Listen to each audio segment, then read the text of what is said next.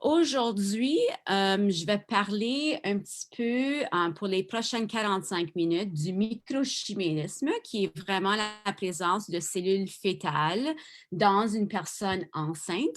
Et puis aussi, on va voir si c'est vraiment une idée qui vient de la mythologie grecque, de cette créature qui est une chimère, ou bien si c'est un super pouvoir réel qui est donné aux personnes qui ont eu des enfants.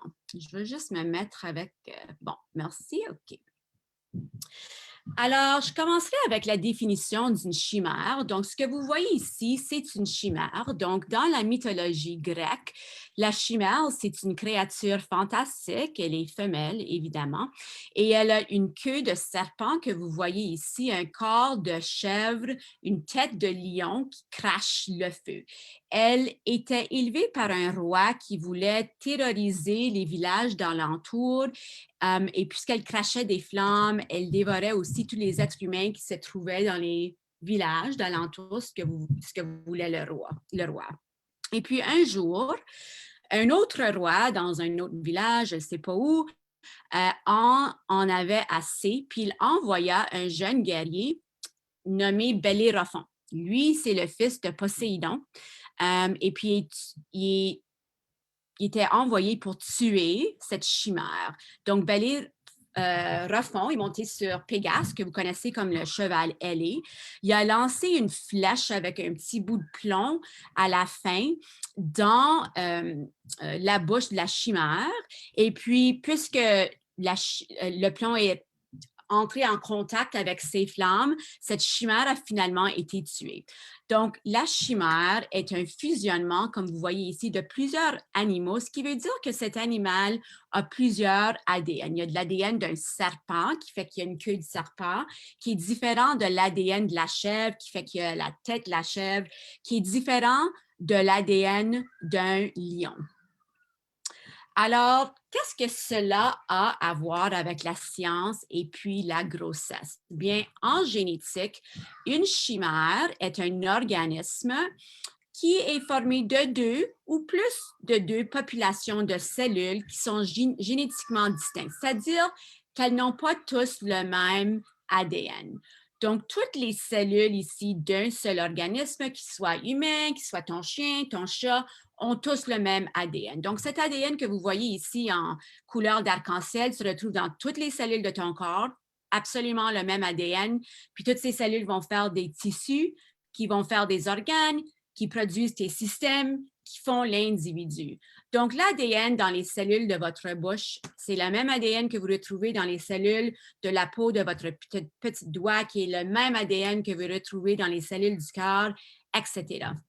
Donc, normalement, lorsque ton corps rencontre une cellule étrangère, c'est-à-dire une cellule qui a un autre type d'ADN, comme une bactérie, un virus, ou même une cellule, disons, d'une greffe de quelqu'un d'autre, ton système immunitaire s'engage à le détruire. Donc, dans la nature, c'est assez rare d'avoir une chimère. Ce n'est pas quelque chose qui se produit dans le cours normal de la reproduction, ce que je vais vous expliquer dans un instant. Mais dans le labo, on fait plein de choses. Puis les chimères sont assez faciles à faire. Avec les souris, par exemple, des chimères sont produites tout le temps. C'est une procédure assez standard. Donc, cette souris que vous voyez ici, avec un œil rouge, puis un œil brun, puis des patchs là, de poils de couleurs différentes, ça, c'est une chimère. Donc, cette souris a été produite dans un labo en mélangeant des cellules souches de deux différentes souris avec deux différents ADN. Donc, cette souris que vous voyez, cette maman souris avec ses petits bébés, cette maman souris est composée de certaines cellules qui ont l'ADN qui produit l'albinisme. Donc, vous voyez ici des poils blancs, un œil rouge caractéristique de l'albinisme, ainsi que des cellules qui ont un autre ADN qui produit un pigment brun. Donc, vous voyez le poil brun ici, puis l'œil brun. Donc, c'est une chimère qui existe parce que ça a été produite dans un laboratoire. C'est un peu plus compliqué avec les humains. Donc, une chimère humaine serait une personne avec deux ADN dans un corps. Donc, un être qui génétiquement est à la fois lui-même et quelqu'un d'autre. Donc, est-ce que c'est possible d'être une chimère humaine? Oui, c'est possible, mais la production d'une chimère est vraiment une anomalie du développement embryonnaire. Donc, ce que vous voyez ici sur l'écran, c'est un utérus. J'espère que vous le reconnaissez. En passant, l'utérus est toujours illustré de cette façon comme un organe énorme avec un gros espace ici dans le milieu, mais en réalité, l'utérus est à peu près la forme puis la taille d'une poire assez petite, inversée, à peu près la grandeur de ton poing, puis c'est pas ouvert. La paroi ici à l'intérieur, d'un côté, de l'intérieur de l'utérus, puis de l'autre, se touchent comme les pages d'un livre fermé. Alors, lors d'une grossesse, une ovule est ovulée des ovaires. Donc, il y a deux ovaires, right, qui sont attachés à l'utérus par des ligaments. Puis, ça flotte un petit peu dans la cavité pelvienne. Puis, une fois que cet ovaire a ovulé une ovule, tu as des trompes utérines ici avec des petits doigts à l'extrémité que vous voyez ici. Puis ces petits doigts peuvent vraiment sentir, si vous voulez, les hormones d'ovulation. Puis ces petits doigts vont attraper l'ovule qui sort de l'ovaire avec ses petits doigts. Donc, si pour une raison ou une autre, les petits doigts ne peuvent pas sentir ces hormones d'ovulation, l'ovule tomberait directement dans la cavité pelvienne, puis elle serait dégradée. Donc, cet ovule ensuite rentre dans les trompes utérines pour devenir fécondé par un spermatozoïde. Donc, spermatozoïde éjaculé dans le vagin, rentre dans le col de l'utérus, rentre dans les trompes utérines pour féconder. Et puis, vraiment, là, cette histoire de la lutte à la fécondation est vraiment une histoire aussi fascinante, mais ça va être encore pour un autre temps, donc un autre thème. En tout cas, cette union d'une ovule avec les spermatozoïdes produit immédiatement ce qu'on appelle un zygote. C'est le seul temps qu'un humain se retrouve avec une seule cellule. Et puis, cet humain a son propre ADN unique, différent de ses parents. Le zygote, ensuite, commence à se diviser tout de suite dans les trompes utérines. Puis la fécondation se fait, elle aussi, dans les trompes utérines, pas dans l'utérus même. L'embryon commence à se diviser immédiatement. Donc, 2 cellules deviennent 4, 4 deviennent 8, 8 deviennent 16, 16, 32, etc. Et puis, elle continue à voyager dans les trompes utérines. Puis, dans les trompes, il y a des petits cils qui poussent doucement ce petit embryon vers l'utérus même. Puis là, l'embryon, une fois dans l'utérus, dans la cavité qui n'existe vraiment pas, mais dans cette cavité, elle va s'implanter ou se nider dans l'utérus et grandir là pour 9 mois, produisant un petit humain. Puis j'adore ce mot nidation. En anglais, le mot, c'est un petit peu boring, implantation. Mais en français, c'est comme l'ovule se fait un petit nid dans la paroi de l'utérus, puis il reste là tout confortable, puis tout chaud, super cute, en tout cas. OK, alors on revient aux chimères. Je vous avais dit qu'une chimère est un organisme avec des cellules qui n'ont pas d'ADN identique. Donc, pour qu'une chimère se produise naturellement, on a donc besoin de deux différentes cellules avec deux différentes ADN. Donc, pour que ceci se produise dans un humain, on pense que lors de la grossesse, deux ovules distincts sont relâchés par l'ovaire. Donc, ça se peut qu'un ovaire relâche une ovule chaque ou bien un ovaire relâche les deux ovules. Puis c'est ce qu'on voit vraiment en vieillissant, en passant, parce que notre corps n'est pas aussi capable d'interpréter bien les hormones d'ovulation et on ovule deux ovules au lieu d'un. C'est pourquoi il y a une plus grande tendance de jumeaux avec des parents plus âgés aussi, avec des parents qui font FIV, fécondation in vitro. En tout cas, ces deux ovules qui sont relâchés séparément doivent être fécondés par deux différents spermatozoïdes, puis ça donnerait naissance à ce qu'on appelle des faux jumeaux. Je les ai appelés Serge puis Simon ici pour nos deux premiers présenteurs. Et puis, ces deux petits êtres sont complètement différents. Ils ont leur propre ADN. Serge et Simon, un a les yeux bleus, l'autre a les yeux bruns. Et puis ça, c'est complètement différent des jumeaux identiques. Les jumeaux identiques, c'est ovulation d'une ovule, fécondation par un seul spermatozoïde. Puis là, cet embryon, avec un type d'ADN, se divise en deux pour former Michel puis Micheline, deux petites filles identiques. Ils ont de l'air pareil, les yeux bleus, cheveux blonds, même ADN, même. Donc, dans le cas d'une chimère, au cours des tout premiers stades de développement, ces faux jumeaux, ces deux petits êtres, Serge puis Simon, avec leur propre ADN, flottent librement ici dans l'appareil reproducteur, dans les trompes utérines, puis sont doucement poussés par les cils, comme je vous ai dit. Et puis, ils entrent en collision parce qu'ils sont proches, comme vous voyez ici, puis sont pas mal collants à ce stage-là parce qu'ils n'ont pas une enveloppe qui les durcit encore. Ça va se former plus tard. Donc, en se collant ici, Serge, qui a son propre ADN, absorbe littéralement son jumeau Simon, qui lui aussi a son propre ADN. Donc, les deux embryons, comme vous voyez ici, se fusionnent, puis ils forment un seul être humain que j'ai appelé Sermon, qui maintenant possède deux jeux d'ADN. Donc, Sermon a son propre ADN de Serge et maintenant l'ADN de son jumeau Simon. Donc, ceci peut arriver au cours de la reproduction. Puis, si cette fusion est bien faite, chaque organe dans la personne qui va naître est un petit mélange des deux. Donc, le rein va avoir un petit peu d'ADN de Serge puis de Simon, même chose avec le foie, les poumons, etc. Si c'est inégal, par contre, ça portera sur une petite partie de l'individu, soit un ou deux organes. Donc, ça se peut que tu aies l'ADN de Simon dans tes cheveux, mais l'ADN de Serge dans ton appareil reproducteur.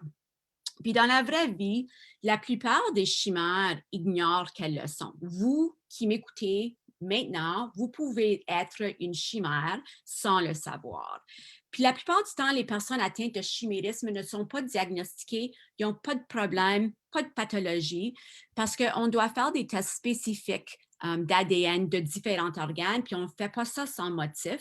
Donc, c'est impossible de dire si quelqu'un est une chimère. Des fois, il y a certains indices qui peuvent donner des petits clous, comme par exemple, si tu as des patchs de peau qui sont de couleurs différentes, parce que par exemple, il y avait une madame avec le tronc, la moitié du tronc, il y avait une ligne sur la moitié du tronc, un côté était rose, l'autre était blanc. Donc ça donne des indices peut-être qu'elle est une chimère.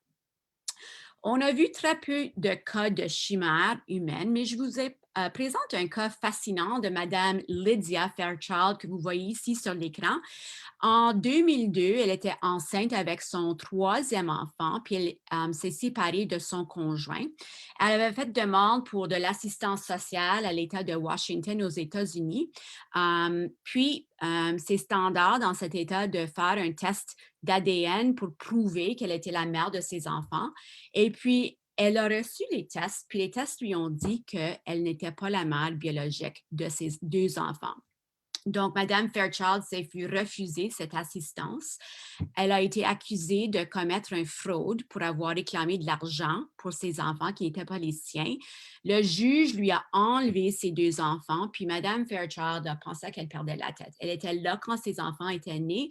Elle les a vus sortir d'elle. Elle les a tenus dans ses bras. Ils ont resté avec elle dans l'hôpital. Donc, pas question d'échange de bébés dans l'hôpital.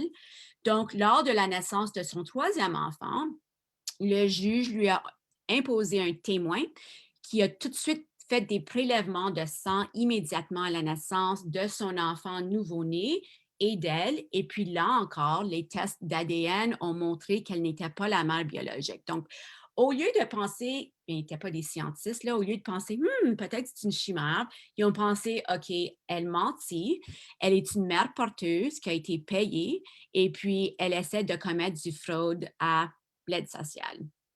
Puis, heureusement, un avocat de Boston avait entendu parler du chimérisme.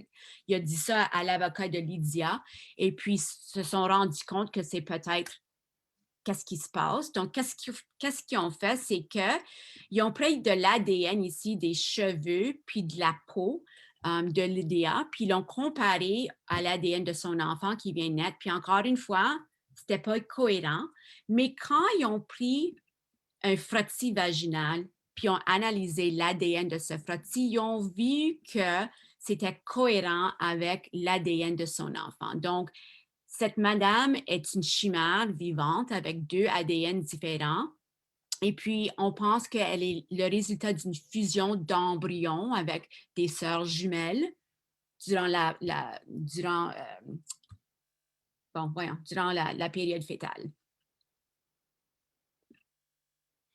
OK, donc ce type de chimérisme est pas mal rare.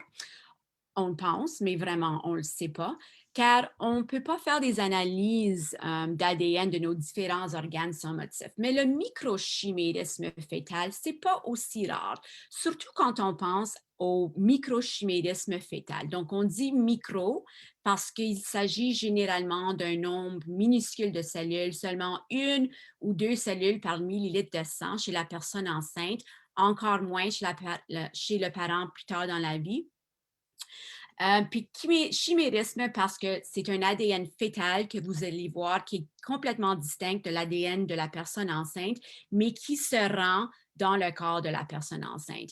Puis il y avait un chercheur qui avait décrit ce microchimérisme comme un petit souvenir d'une grossesse, puis j'ai trouvé ça pas mal cute, puis vous allez voir pourquoi c'est vraiment un très beau souvenir de la grossesse. Vous allez voir ça un peu plus tard. OK, donc ce phénomène ici a été découvert en 1969, comme avant ma naissance, évidemment. Un article a paru dans The Lancet où des chercheurs ont découvert des lymphocytes. Donc, des lymphocytes, c'est simplement des cellules qu'on retrouve dans le sang. C'est des cellules qui aident avec ton système immunitaire. Ils ont trouvé des lymphocytes avec un chromosome Y dans le sang des personnes enceintes. Ça, c'était très surprenant parce que, comme vous savez, je veux dire, les femmes là, ont le sexe génétique XX seulement. Les hommes ont le sexe chromosomique XY et ça ne faisait pas de sens qu'un chromosome Y se retrouve dans une personne XX parce que le chromosome X identifie le sexe génétique de l'homme. Donc, cette découverte, en passant, était complètement par hasard. C'était quelque chose d'autre qu'il étudiait. Puis, il pensait au commencement que peut-être c'était une contamination quelconque, qu'il y avait de l'ADN dans une des éprouvettes ou quoi que ce soit. Donc, qu'est-ce qu'ils ont fait? C'est ils ont suivi ces femmes jusqu'à la naissance de leurs petits. Ils ont vu que ces personnes enceintes qui avaient des cellules avec l'ADN, le chromosome Y dans leur sang, avaient donné naissance à des fils. Alors, leur seule explication en ce temps, c'est qu'il doit y avoir eu un transfert de cellules fœtales mâles, soit XY, du fœtus à la personne enceinte.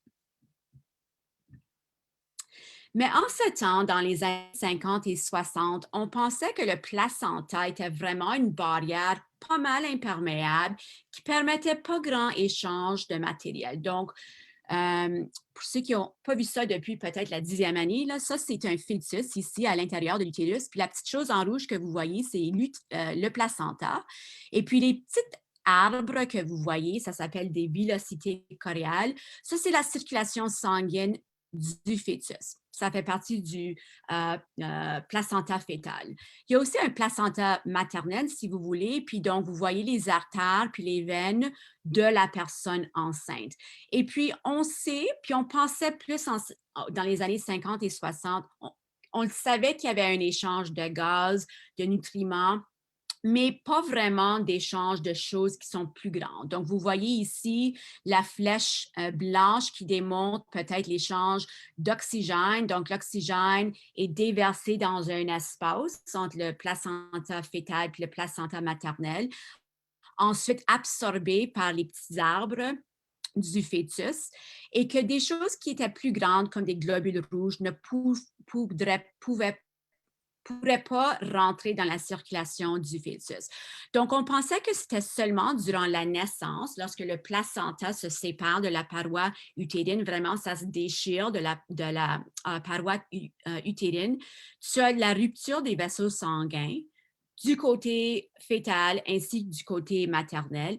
Puis là, tu as essentiellement des trous, puis les globules rouges pourraient sortir du fœtus, puis leur rentrer dans la circulation sanguine de la personne qui était enceinte. Donc, on ne pensait pas que ce transfert pourrait se passer durant le cours de la grossesse, que c'était seulement durant la naissance, l'accouchement. Mais 10 ans plus tard, en 1979, la docteure Bianchi et son groupe ont détecté des cellules avec des chromosomes Y dans le sang de personnes enceintes dès la 15e semaine, qui est illustrée ici par les petits picots jaunes que vous voyez. Donc, le fœtus à cet âge est pas mal petit, il a la taille d'à peu près une pomme et peut déjà passer des cellules fétales à travers le placenta vers la personne enceinte. 15 années plus tard, ce même groupe a trouvé, avec des technologies qui se sont améliorées, un chromosome Y dans le sang d'une personne qui était seulement 1 mois enceinte. Donc, je ne sais pas si vous pouvez le voir, là, il y a une petite chose blanche ici. Ça, c'est l'embryon. Il a la taille d'une graine de sésame, super petit, puis peut même à 4 mois, excusez-moi, 4 semaines, transférer des cellules fétales à la personne enceinte. Donc, ceci veut dire que les cellules fétales peuvent même exister dans une parturiente qui a eu une fausse couche ou lors de la mort précoce du fœtus, lors d'un avortement aussitôt que 4 semaines, qui était pas mal étonnant. Ce même groupe, 15 années plus tard, ont découvert que ce n'est pas seulement les personnes enceintes qui vont avoir ces cellules fétales. Donc, les chercheurs ont regardé, ont examiné la présence du chromosome Y dans le sang, encore une fois, de 8 femmes non enceintes. Ils ont trouvé ça dans leur sang. Et puis, ces 8 femmes n'étaient pas enceintes. Ces 8 femmes qui n'étaient pas enceintes avaient tous eu des fils de 6 mois à 27 ans auparavant. Donc, il y a une persistance de ces cellules fétales dans la parturiente 3 décennies après l'accouchement de son enfant. Wow! OK, donc, jusqu'à maintenant, toutes les recherches que je vous ai montrées décrivent l'existence de ces cellules fétales dans le sang et que une fois que la personne accouche, que ces cellules peuvent persister pour 30 ans. Mais là, on se demandait si ces cellules pouvaient aussi s'incorporer ou se trouver dans des tissus, des organes ou simplement dans le sang. Puis la réponse est un oui, oui, oui, oui, oui. Donc, depuis ce temps, on a trouvé des cellules fétales avec un différent ADN de cette personne que vous voyez ici, dans les reins. On en a trouvé dans le foie, on en a trouvé dans le cœur, dans les poumons, thyroïde, dans la peau et aussi dans l'ultime frontière qui est le cerveau. Puis ça, c'était une observation super étonnante. Puis ça, c'est parce qu'on a tous une barrière hémato-encéphalique assez imperméable. C'est important parce que ça empêche le transport de toutes sortes de choses à ton cerveau, car ton corps veut vraiment protéger ton cerveau. On ne veut pas permettre l'entrée d'un virus ou d'une bactérie ou d'un toxin quelconque. Donc, la présence de cellules fétales dans le cerveau de la parturiente veut peut-être dire que la barrière hémato-encéphalique a un mécanisme pour laisser entrer les cellules ou que durant la grossesse, cette barrière devient plus perméable peut-être, mais on ne connaît pas l'avantage de cette augmentation de la perméabilité. Et puis, cette persistance des cellules fétales dans le cerveau a aussi été mise en évidence d'une manière surprenante, étonnante en 2012. Donc, les chercheurs ici ont analysé des échantillons de cerveau d'une dizaine de femmes décédées, âgées de 32 à 101 ans. Puis, ont constaté que la majorité de ces personnes de ces femmes avaient de l'ADN masculin qui était issu de grossesse antérieure. Puis certaines de ces cellules à chromosome Y étaient là depuis longtemps. Le sujet le plus âgé avait 94 ans et puis elle avait de l'ADN masculin dans son cerveau. qui avait été transféré pendant la gestation puis a persisté pendant plus qu'un demi-siècle, qui est très intéressant. Oh, en passant, là, je veux juste vous dire que la plupart des recherches que je vous décris ici se concentrent sur le chromosome Y comme ce marqueur de microchimérisme fœtal. Ça ne veut pas dire que seulement les cellules des fils plutôt que celles des filles sont transférées au corps de la personne enceinte, mais c'est plus facile de mesurer le microchimérisme car le chromosome Y ne se retrouve pas dans les gènes d'une personne XX. Et puis, il n'existe pas de cible en ce moment, de cible facile pour distinguer les cellules entre les personnes XX et leurs filles qui sont aussi XX. OK, ça nous apporte à la grande question, pourquoi? Pourquoi aurait-il un transfert de cellules fœtales avec un ADN complètement différent au sang de la parturiente ainsi que dans ses organes? Est-ce qu'il y a un avantage d'avoir ces cellules fœtales dans ton corps? Est-ce qu'il y a un désavantage d'avoir ces cellules fœtales? Puis l'influence puis le rôle du microchimérisme a été discuté, est encore discuté, puisqu'on retrouve ces cellules fœtales dans des personnes en bonne santé. On en retrouve dans des personnes avec des pathologies. On en retrouve dans des personnes qui sont très, très malades, qui sont seulement un petit peu malades. Donc, on les retrouve partout. Alors, en ce moment, il existe vraiment 3 hypothèses principales sur le rôle de ces cellules fœtales sur la santé de la personne qui les reçoit. Donc, numéro 1, ces cellules fœtales peuvent peut-être faire du tort, peuvent peut-être endommager des tissus de la personne enceinte tout au long de leur vie. 2, les cellules fœtales sont protectrices. Puis vraiment, quand tu penses à un fœtus, ça, c'est toutes les cellules souches, right? C'est toutes les stem cells. Donc, peut-être ces cellules fœtales qui se rendent à la parturiente aident à réparer, à maintenir ces tissus, on ne le sait pas, ou bien c'est rien. Les cellules fœtales sont simplement passagères, ils n'ont aucun effet sur la santé maternelle. Et puis, ces hypothèses n'ont pas nécessairement besoin d'être mutuellement exclusives. Donc, dans les prochaines, je ne sais pas, là, 6 ou 5 diapos, là, je vais vous expliquer un petit peu s'il y a un effet délétère ou bénéfique d'avoir des cellules fœtales avec un autre ADN dans notre corps. Puis, je commence avec des recherches scientifiques ici qui supportent un effet délétère. Donc, je vous présente ici la sclérose systémique ou la sclérose cutanée. Donc, c'est une maladie auto-immune qui veut dire que ton propre corps va attaquer tes propres cellules qui ne sont pas supposées d'arriver. Et puis, c'est d'origine inconnue. C'est souvent décrit comme une maladie où ton corps se transforme en pierre. Donc, vous voyez ici que les articulations se gonflent, les doigts se raidissent, souvent le visage prend la forme d'un masque. On voit aussi des lésions qu'on retrouve sur la peau. Et puis, ce durcissement qu'on voit ici dans les articulations peuvent s'étendre aux poumons, œsophage, vaisseaux sanguins.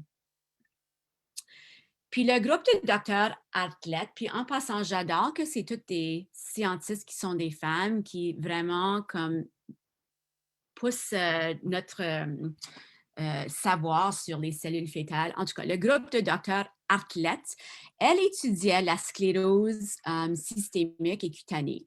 Puis elle a commencé à mettre certains faits ensemble qui lui ont mené à penser que peut-être le transfert de cellules fœtales à une personne enceinte pourrait être la cause de cette maladie. Puis ça, c'était en 1998. Donc, elle s'est mise à penser, puis elle savait que cette maladie était 3 à 8 fois plus fréquente chez les XX que chez les hommes. Donc, OK, c'est clue number 1. Elle savait que la plupart des patients atteints de cette maladie étaient des personnes XX âgées de 45 à 55 ans, donc après l'âge fertile, suggérant que peut-être c'était des personnes qui ont eu des enfants, qui étaient enceintes avec des enfants, mais en ce temps-là, il n'y avait pas d'études démontrant qu'une grossesse antérieure était un facteur de risque. Puis troisièmement, elle savait que les symptômes de cette maladie ressemblaient à ceux de la maladie de la greffe contre l'autre. Donc, la maladie de la greffe contre l'autre, c'est quand tu prends un organe, un tissu d'une autre personne qui a un autre ADN, tu mets ça dans un receveur, puis là, le receveur, puisque c'est une cellule étrangère avec son propre ADN, commence à détruire la greffe. Bien, le fœtus, lui, c'est un tissu étranger qui est vraiment greffé dans l'utérus. Donc, ça se peut que ces cellules fœtales vont activer le système immunitaire, puis là, tu as des symptômes de cette sclérose systémique cutanée. Donc, qu'est-ce qu'elle a fait? C'est qu'elle a examiné le sang des personnes XX avec cette maladie, puis elle a déterminé deux choses intéressantes. Elle a trouvé de l'ADN mâle, puis des cellules fœtales plus fréquemment dans le sang puis la peau des personnes qui avaient cette sclérose systémique. Et puis, elle a identifié l'ADN fœtal et des chromosomes X ici dans ces lésions que vous voyez que l'on retrouve lors de la sclérose systémique. Donc, sa conclusion était alors que ces cellules fœtales pouvaient traverser le placenta et puis se rendre dans la circulation, migrer vers différents tissus comme la peau. Ensuite, tu as un autre événement qui se passe comme une exposition environnementale, virale, chimique ou autre, qui active les actifs. Puis là, ça commence une cascade d'événements qui aboutissent à la sclérose systémique. Y a-t-il d'autres effets délétères des cellules fœtales? Probablement que oui. Donc, étant donné que la principale voie de transfert de cellules fœtales ou de microchimérisme semble être la grossesse, s'il existe des effets sur la santé dus à ce transfert de cellules fœtales, il devrait avoir une différence entre les hommes et les femmes dans certaines maladies. Puis c'est ça exactement ce qu'on voit dans les maladies auto-immunes. Donc, les maladies auto-immunes comme la thyroïdie de Hashimoto, le lupus, la cirrhose, la scléroderme que je viens d'expliquer, arthrite rhumatoïde, sont beaucoup plus répandues chez les personnes XX que chez les personnes XY. OK, wow, c'est bien. Mais est-ce qu'il y a un lien avec le microchimérisme?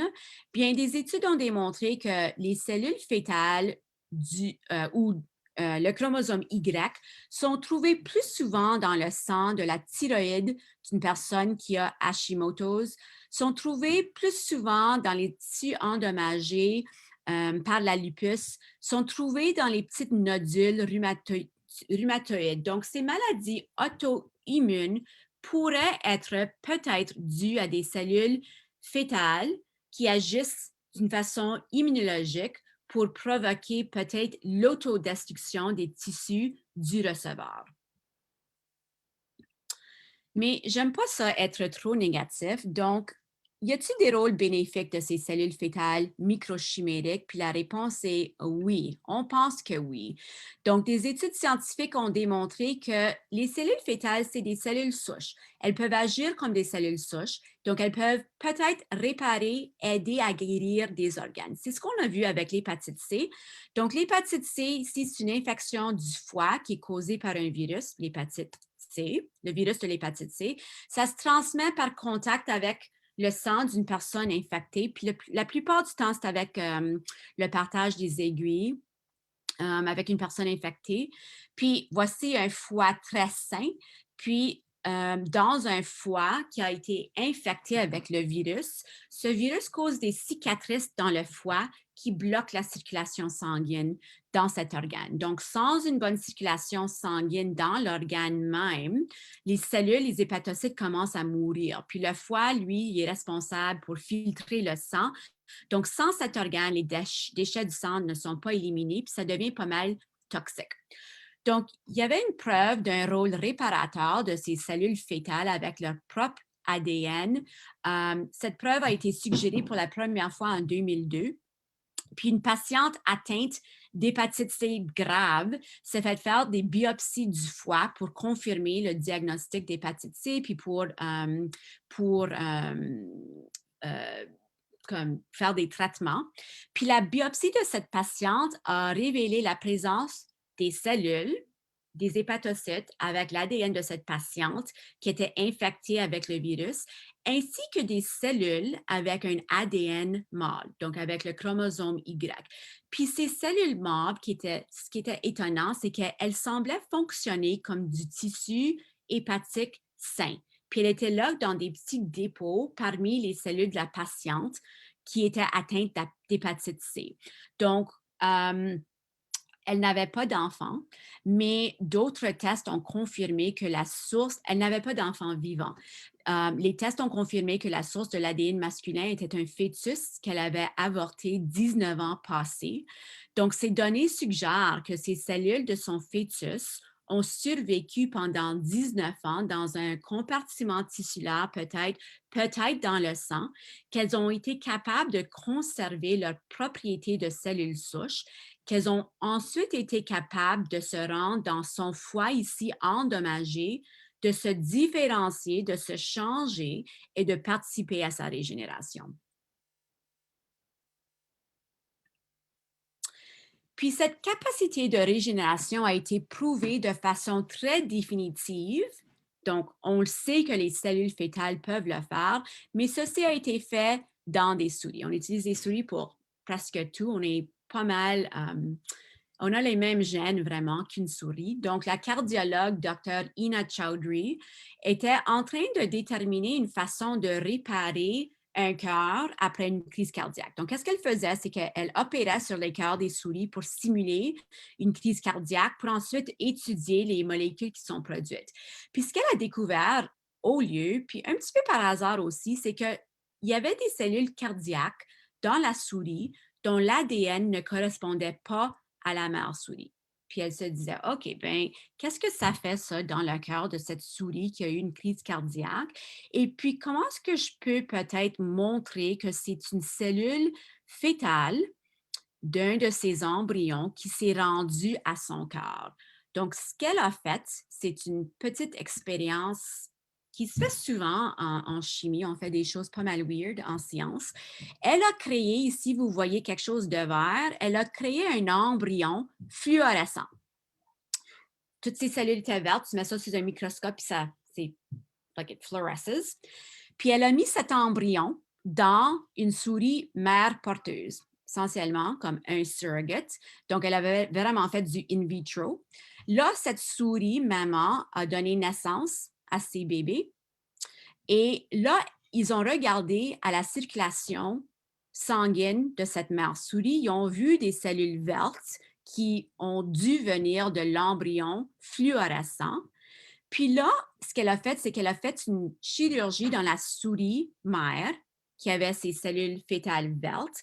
Elle a simulé une crise cardiaque, puis elle a vu après un bout de temps que ces cellules vertes de son fœtus se sont rendues à son cœur endommagé, au cœur endommagé de la souris.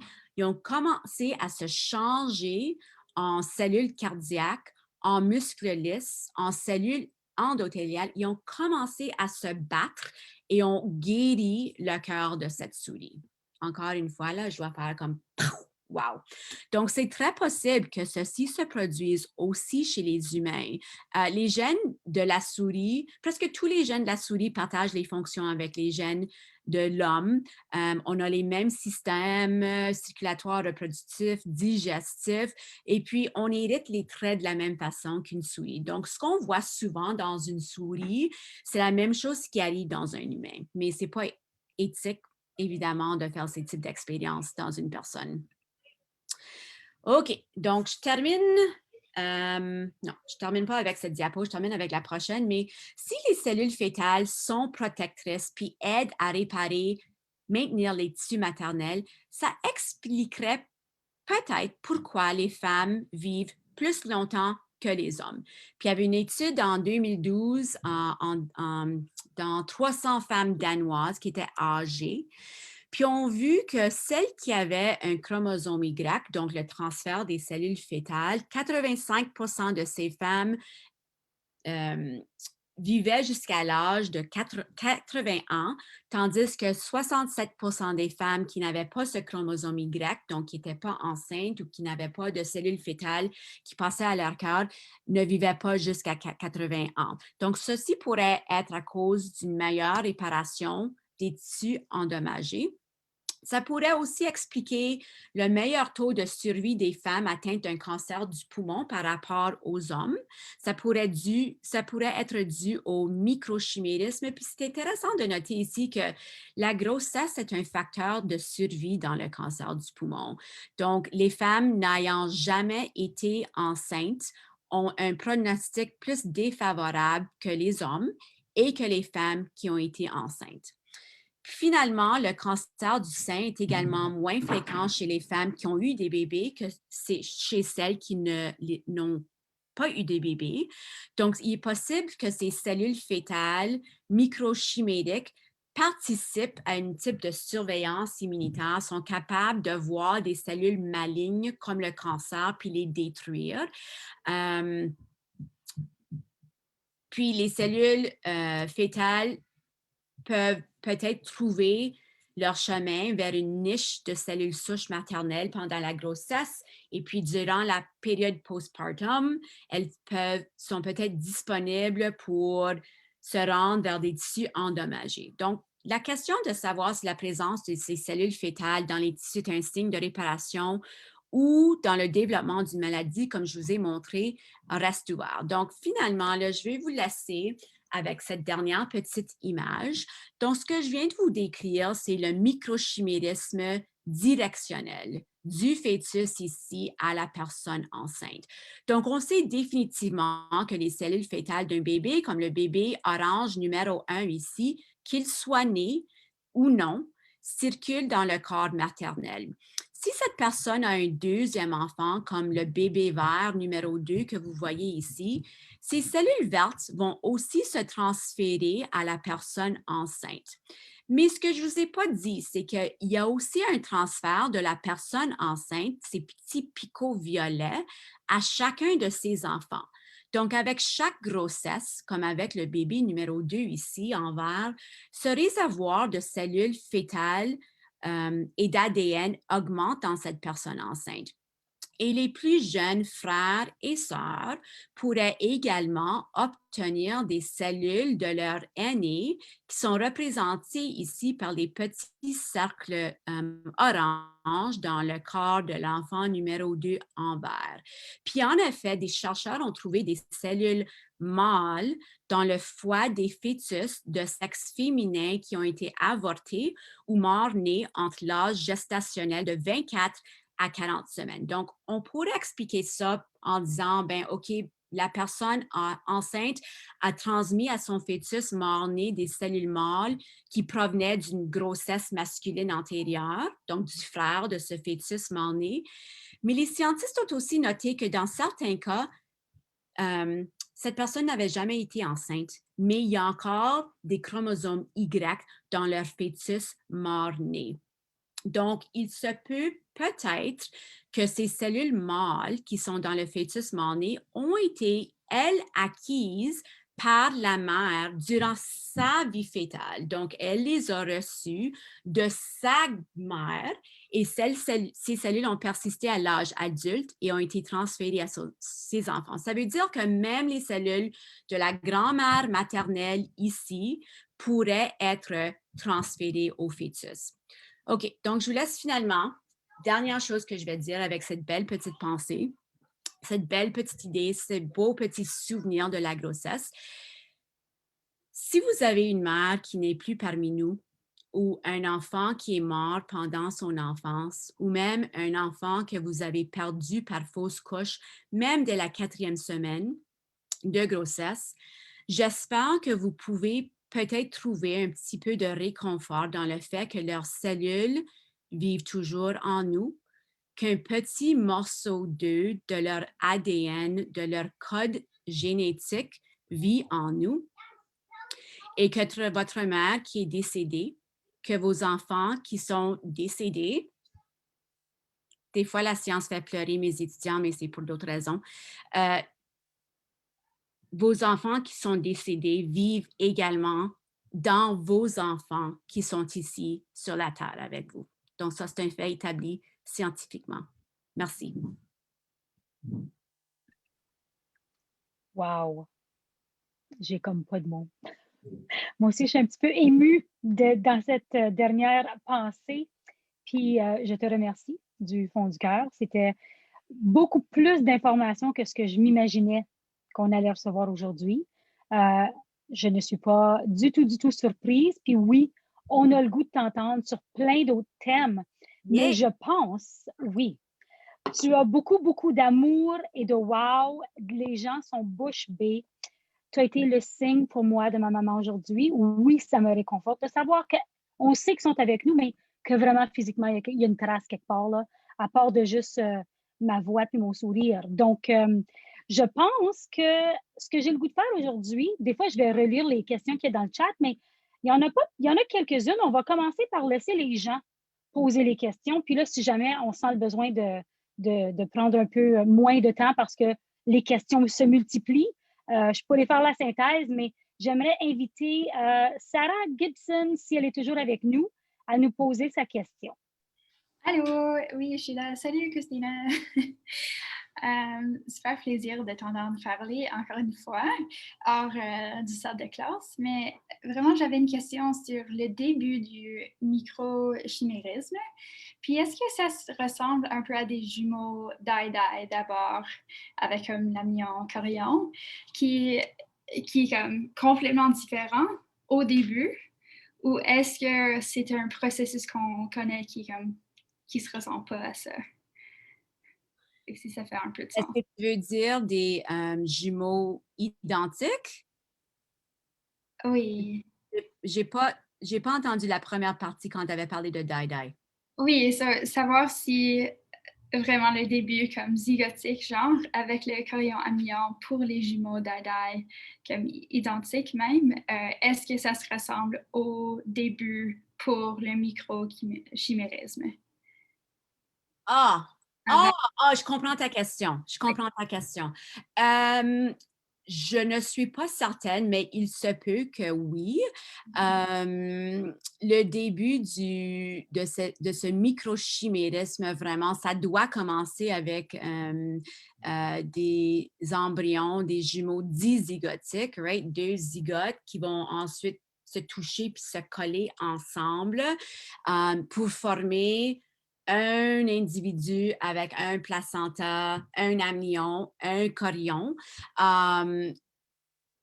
Donc, je me demande si ta question, c'est que est-ce que le développement de deux amnions puis deux chorions qui se font dans la trompe utérine, c'est Oui. une question, ça? OK.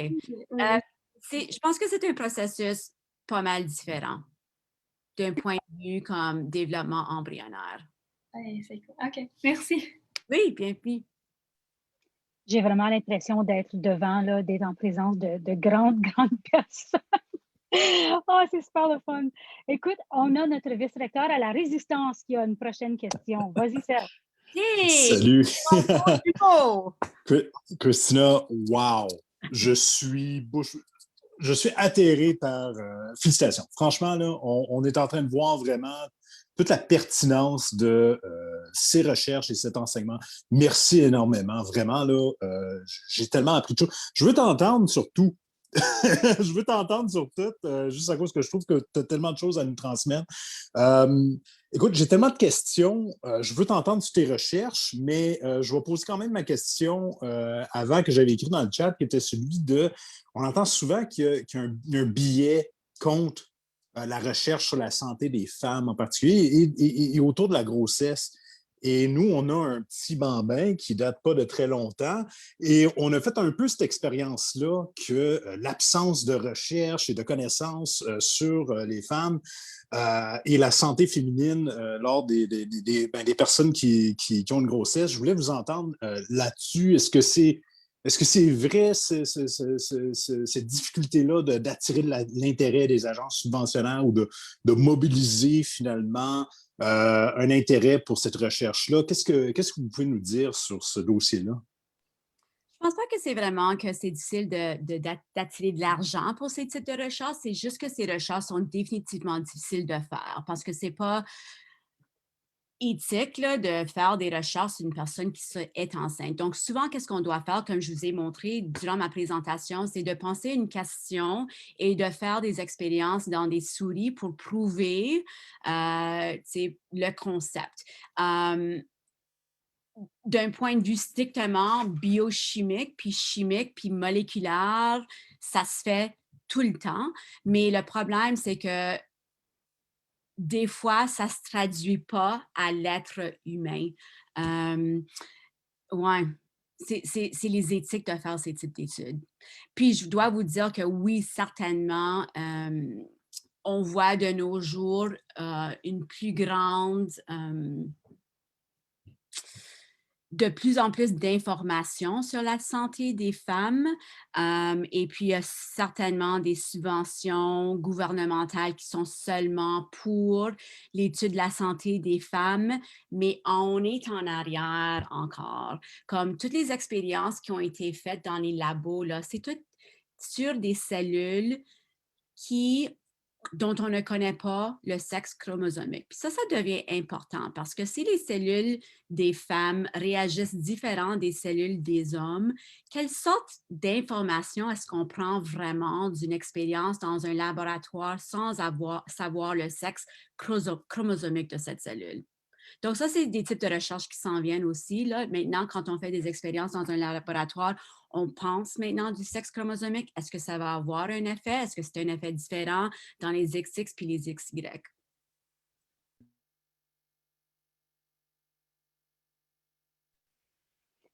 Je suis en train de faire le bilan de ce qui reste. Tout le monde est émerveillé, tout le monde veut en avoir plus. Donc, je pense que, Christina, dans un autre temps, on va certainement trouver d'autres places pour d'autres thèmes.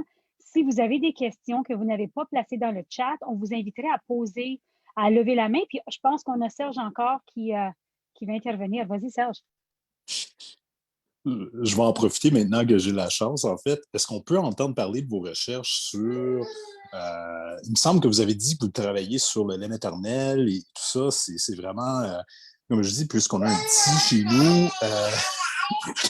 qui est en train de jaser, on apprend que c'est quasiment...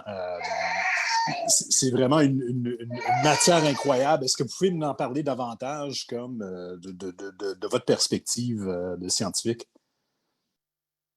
Oui, absolument. Ça me fait plaisir. Donc, Michel, vous avez dit que j'ai 5 ans passés, j'ai une petite à l'aide d'une mère porteuse. Puis, je voulais vraiment allaiter mon enfant. Et puis, comme Michel vous l'a dit, les obstétriciens, les docteurs, les infirmières m'avaient dit, c'est pas possible, fais-le pas, ça prend trop de temps, ça va pas fonctionner. Et puis même une infirmière, quand mon bébé est né, puis elle me voyait pomper, elle m'avait dit, pourquoi est-ce que tu fais ça? Parce que peut-être ton lait ne sera pas assez bon pour ton enfant. Puis là, comme mon conjoint a mis sa main sur mon épaule, puis m'a dit comme, OK, calme-toi. Donc, j'ai commencé à ce temps-là à vraiment penser à la lactation. Puis la lactation, non seulement dans les personnes XX, mais la lactation dans les personnes XY aussi, c'est complètement possible. D'un point de vue biologique, on a tous des seins.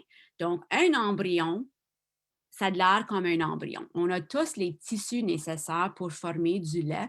Ce n'est que lors de la puberté où les personnes XY commencent à former de la testostérone, puis les personnes XX ne le font pas, ils ont de l'estrogène, que le tissu mammaire commence à grandir et puis à pousser. Mais en réalité, il est encore là. Donc, Serge, si tu veux commencer à pomper pour aider ta femme à allaiter ton enfant, tu pourrais définitivement le faire.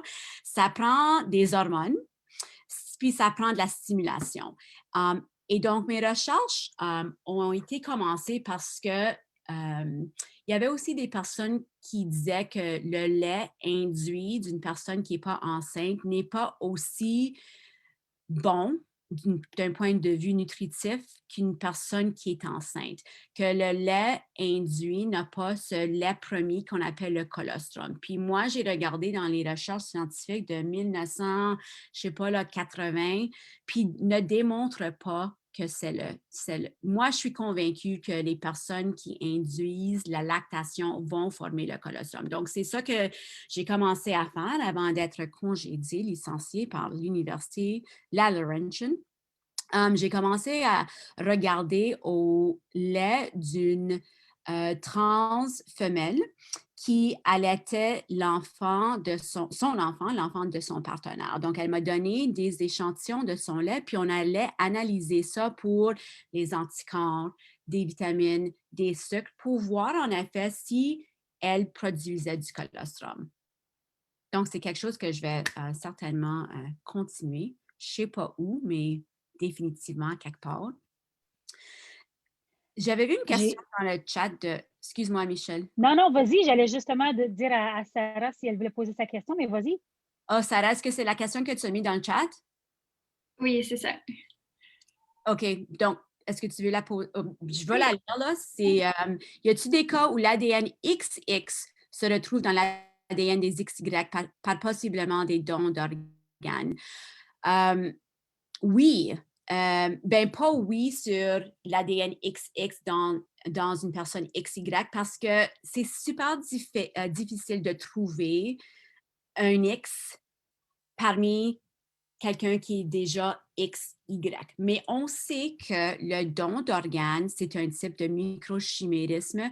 Transfusion de sang, c'est un type de microchimérisme. Donc, vraiment, qu'est-ce qu'on a besoin? C'est de trouver des technologies qui pourraient montrer ADN XX dans une personne XY ou un autre ADN dans une personne XY.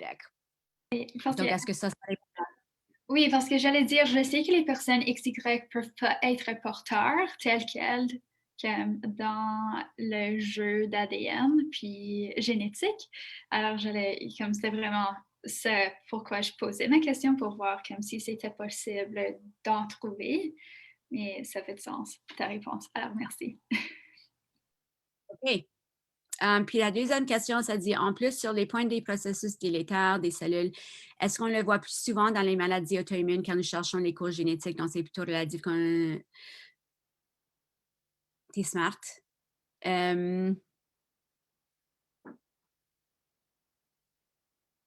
Moi, quand tu dis est-ce qu'on le voit plus souvent dans la maladie auto-immune, qu'est-ce que tu veux dire? Est-ce qu'on voit les cellules fétales dans les personnes qui ont ces maladies auto-immunes? Oui, c'est ça. Oui. Oui, c'est peut-être ça. On est toujours en train de trouver la cause génétique de ces maladies. Puis pour trouver des causes génétiques, on fait des analyses d'ADN. Et puis en faisant des analyses d'ADN, on retrouve, oh my God, tout à coup, il y a un chromosome X dans une petite personne XX. Donc, je comprends ce que tu veux dire. Mais une autre partie de ce que je ne vous ai pas dit, c'est que oui, je vous ai montré que les cellules fétales peuvent avoir des effets délétères comme dans les maladies auto-immunes, mais il y a toute comme une source de recherche contradictoire à ça qui disent, ben regarde, les cellules fétales se retrouvent dans les personnes saines et dans les personnes malades, dans les personnes qui n'ont pas des maladies auto-immunes ainsi que celles qui l'ont. Puis il y en a qui ont trouvé qu'il n'y a pas vraiment une augmentation ou une diminution de cellules fétales dans ces maladies auto-immune. Donc, vraiment, là, je vous ai juste donné comme une tellement petite partie de l'histoire parce que c'est trop long et trop compliqué. Mais oui, je comprends ta question que ça pourrait être un petit peu comme biased. C'est tellement intéressant d'entendre que ça se retrouve dans les personnes malades comme malades et non malades. Alors, merci pour ça. Je vais faire un peu plus de recherche. Oui.